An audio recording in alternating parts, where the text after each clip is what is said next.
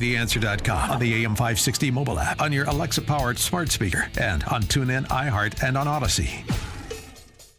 If you're looking for the latest news, insight into what it means, and the sharpest opinion, there's only one station in Chicago where you can turn, and it's this one. We're AM560. The Answer. Top of the morning, Dan and Amy. Should we pause the development of artificial intelligence? Platforms like ChatGPT. Yes. Okay. Yes to all of it. Kids at college, or my son goes to Georgia Tech, and kids are getting busted for using ChatGPT for papers, and they know.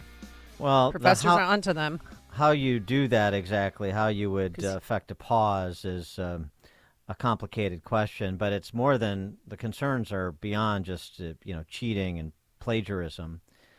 This story out of Scottsdale, Arizona is really concerning and actually really scary for this mom and daughter and family. AI used to stage a kidnapping of this woman's 15-year-old daughter and demand essentially a ransom payment. Yeah. Take a listen. The phone number was unfamiliar. Jennifer DeStefano almost let it go to voicemail. But her 15-year-old was out of town skiing. Maybe there had been an accident. I pick up the phone and I hear my daughter's voice, and it says, "Mom," and she's sobbing. And I was, "What happened?" And she's like, "Mom, I messed up," and she's sobbing and crying. And then I hear a man's voice say, "Put your head back, lie down." And then I'm like, wait, what's going on? And this man gets on the phone and he's like, "Listen here, I've got your daughter. This is how it's gonna go down. You call the police, you call anybody. I'm gonna pop her stomach so full of drugs, I'm gonna have my way with her and I'll drop her off in Mexico." And at that moment, I just start shaking. I'm like, what? In the background, she's going, "Help me, Mom, please, help me," and bawling. And you have absolutely no doubt in your mind that that was her voice. Oh, 100% her voice, 100% her voice. It was never a question of, who is this? Or it was completely her voice. It was her inflection. It was the way she would have cried. I never doubted for 1 second it was her. That's the freaky part that really got me to my core. But the 15-year-old never said any of it. It was just a clone created by artificial intelligence. You can no longer trust your ears. Subaro Kamampati is a computer science professor at Arizona State who specializes in AI. He says voice cloning technology is rapidly improving. Now there are ways in which you can do this with just 3 seconds of your voice. So with the 3 seconds, it can come extremely close to how exactly you sound. And you don't even need any special equipment. I chose a free program for a test, and I'm not actually talking. That was the reporter demonstrating this at the end. It's some wild stuff. There's no question. And think about too. We had these stories of swatting pranks at a bunch of schools in northeastern Illinois, and Rockford, Freeport, Whitney Young, active shooter. Well, think about doing those swatting calls with AI, where you can mimic students' voices, and then you've got people chasing their tails trying to. So I'm not saying pause AI, but I'm saying that. This is, a brave new world, and it's complicated. I know. Elon Musk, Steve Wozniak, Woz from Apple fame, Microsoft fame. Woz and Jobs, Apple. What am I talking about? Anyway, and a bunch of other tech nerds like those two have started a petition and signed a petition saying 6-month pause, right? To 6-month pause, but there are real questions. So they have some specifics where they, in their petition, where they say new and capable regulatory authorities dedicated to AI oversight and tracking of highly capable AI systems, and so on and so forth. But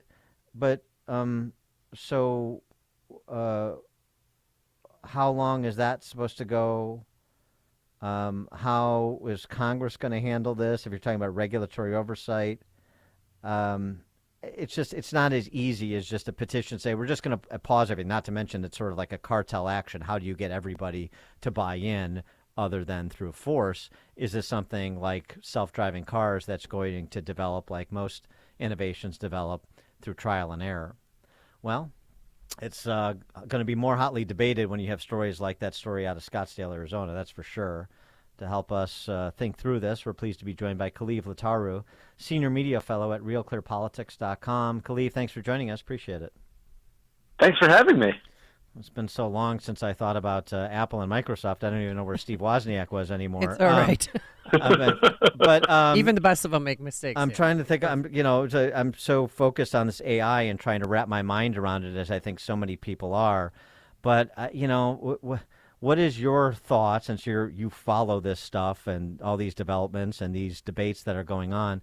How do you address parents who hear that story out of Scottsdale, Arizona, and say, "Holy cow"? What are the rules of the road to respond to something like that mom experienced? The stuff is frightening now. There's little glitches still there, but it's evolving so rapidly now.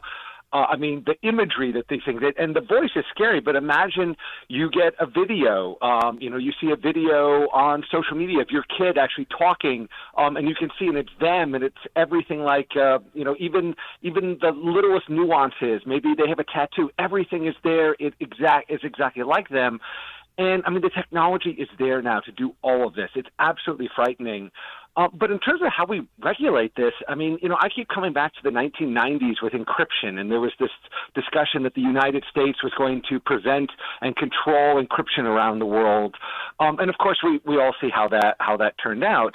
And the reason the encryption debate, the idea of the U.S. controlling encryption around the world failed was because we didn't control that technology. This isn't something like it's a classified secret that only a few people know. With both encryption and now with AI, this is all happening in the open world. It's all open source. The tools are all out there. Anyone anywhere in the world that has a little bit of technical expertise can build these tools, can develop them. And so sort of the cat's out of the bag. So even if the U.S. were to pass laws to restrict the ability to use AI here, the thing you have to remember is criminals don't typically follow the laws. And who are the countries? If you look at that letter, they talk a lot about misinformation and the dangers of governments misusing this technology. Well, I guarantee you, if the U.S. bans, or pauses the use of AI, I guarantee you China, Russia, our adversaries are not going to do that. And more importantly, China is actually potentially ahead of us in a lot of these areas of AI now. And that's something that we're not talking a lot about, is that we are not necessarily at the vanguard anymore. Right. So I was at church, and our pastor said that the creator of AI said there is a 10% chance that it could destroy humanity. So why are we moving forward with that?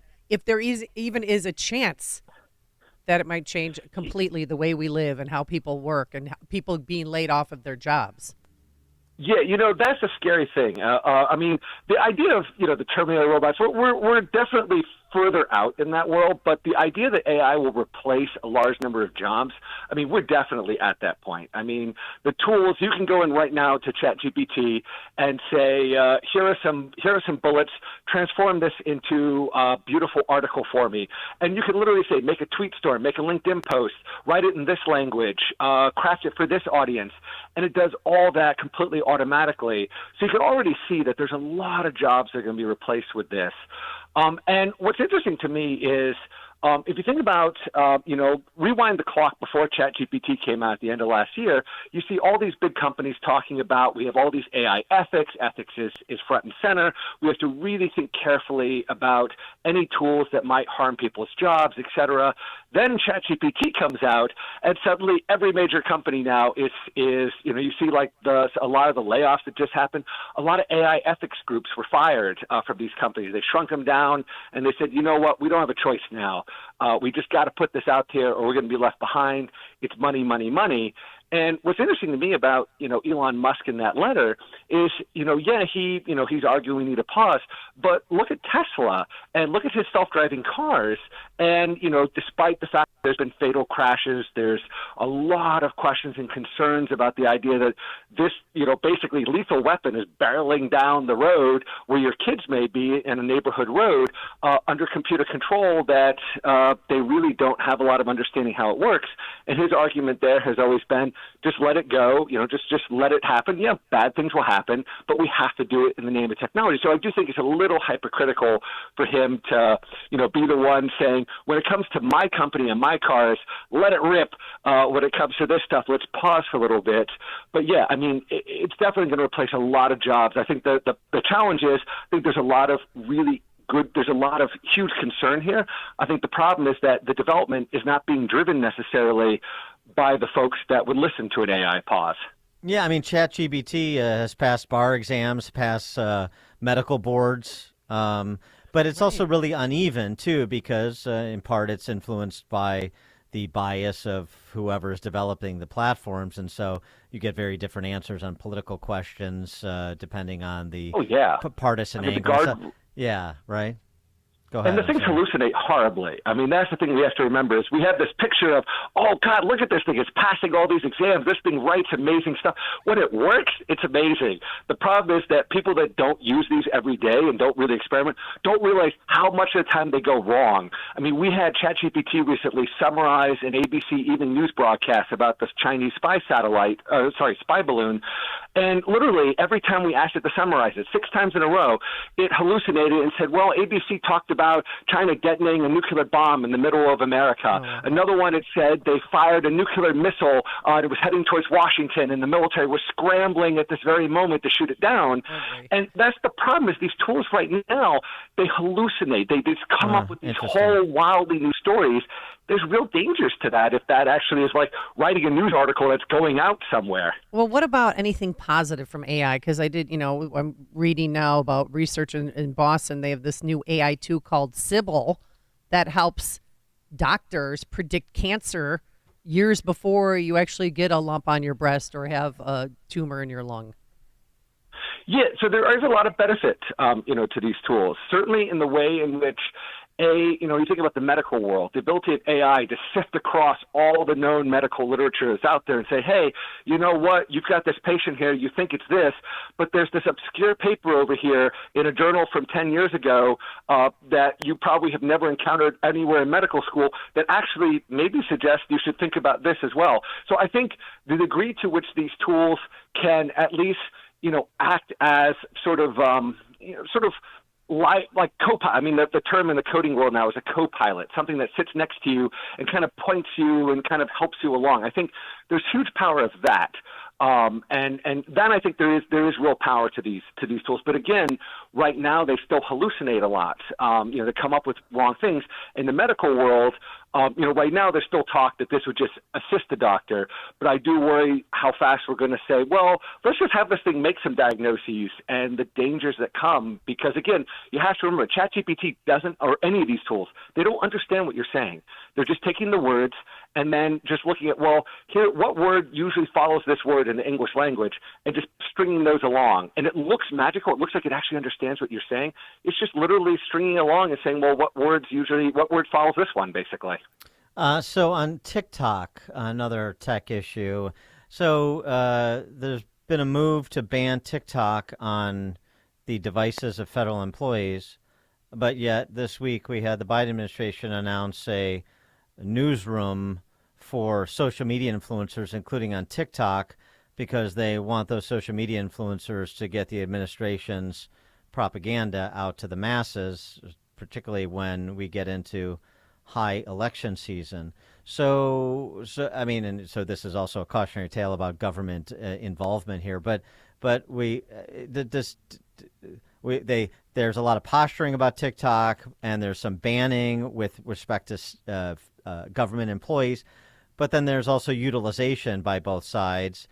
And is TikTok, other than the ownership by Chinese communists, which is not a small exception, I mean, does it operate so much differently than social media companies, perhaps outside of Twitter, now under Elon Musk, do in this country? That's the thing. You look at that congressional hearing for TikTok, that 5-hour hearing. It wasn't about TikTok. A lot of it was about China, but the rest of it was about the toxicity of social media in general. And there was one of the members had this beautiful quote where she said, "If your response is going to be that you're no worse than the other platforms, then just don't say it, because that shouldn't be the standard we're looking at." In other words, TikTok isn't any worse from privacy and all these other issues. It comes down to the fact that you have that danger of the Chinese government there. And TikTok, they've acknowledged, we have this algorithm. We do manually override that algorithm. They've admitted that they took 2 journalists and used their data to try to track them. They have admitted that in the past they've censored topics that the Chinese government was sensitive about. Now, of course, they say that, well, don't worry, these were all in the past, and we would never comply with an order from the Chinese government. But that's the same as the Facebook saying, well, we wouldn't comply with the U.S. government request, well, unless it comes from the FBI. So there's definitely real danger there. And, this idea of just having TikTok, put it on American servers, have Americans watch over it. Again, what makes TikTok special is that AI algorithm. And the algorithm, it's not the source code. It's the thing called the model. It's basically all these numbers in a giant, basically, thing. The thing about that is, we ourselves don't understand how these models work. So the TikTok itself, they could very trivially say, well, let's make a model that censors a certain topic, send it over. There's no way to understand, well, this model's been designed to get rid of this topic. It's just, even if we reviewed it, I would say, okay, well, looks good, put it on these American servers, but it's still doing the bidding that they want. So we're forever chasing our tails. Kalev Leetaru is the senior media fellow at realclearpolitics.com. Kalev, thanks as always for joining us. Appreciate it. Thanks so much for having me. Thank you, and I'm sure we'll have you back. And he joined us on our turnkey.pro answer line. Listen to podcasts of Dan and Amy from the AM 560 mobile app. Download it today at 560theanswer.com.